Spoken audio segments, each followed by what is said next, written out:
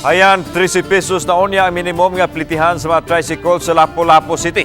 Human kini giaprubahan atol sa sesyon sa konseho. Samtang dugang 2 pesos sa musunod nga 1.5 kilometers. Mga senior citizens ug mga tinunan hatagan gihapon og diskwento. Ani ang report.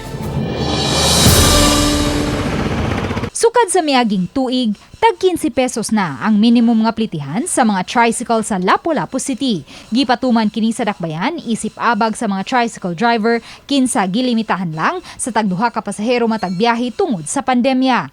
Apan bisan pa man kung taud-taud nang gitugutan ang full seating capacity sa mga pampublikong sakyanan, lakip na sa tricycle, gipabilin gihapon ang 15 pesos nga minimum nga plitihan tungod usab sa padayong pagsaka sa produktong petrolyo. Paniadtong Miyerkules atol sa sesyon sa konseho, nauyunan ang sugyot nga himuong 13 pesos na ang plitihan sa unang 3 ka kilometro, samtang dugang 2 pesos sa musunod nga 1.5 kilometers.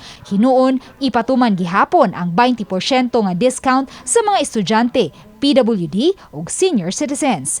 Gipasabot ni Konsehal June Alforque, chairperson sa Committee on Transportation and Communication, nga nag-agiman kini og public hearing ug gikuha nila ang sentimiento dili lang sa mga drivers apan lakip na usab sa mga pasahero. Paingon ta panalitan nga mahal ang gasolina. Di pa taas sila sa plitihan. Ang pangutana, ang sumasakay, itaas ba ilang silduhan? Wala, maurag hapon. Mao ni ato lang yun yung gibalansi asa dapita nga kanang luag sa mga pasahero, unya dili sa maalkansi mga driver, ma'am. Sagad sa mga tricycle drivers, miuyon raman hinuon niini. Apan aduna usay uban nga nang hinaot nga magpabilin lang gihapon ang 15 pesos nga minimum nga plitihan. Andam yun may nga musunod ana. Kay kami, isip mga tricycle driver, katambayayong yun mi sa siyudad sa city. 13 okay ra gyud ma'am, musukol lang gyud ng 13. Musukol lang mi ana yun. Wa naman mi mahimo. Wala minimum gud nila sa multicab 11 gyud. Mao gyud ang minimum andiri sa mua. Di may makuha og minimum kay ngano lima ra mo kabus among sud. Ya og diri mi sa kuha makuha pa namo dispatcher ug controller. Di ang maamo gyud ana labing dako 12 na lang. Nabahin usab ang reaksyon sa mga pasahero. Dili din mo balik na ang plitihan na tagkuan tagutso. Kasi ano sa driver nagbase ra pud sila sa gasolina ba.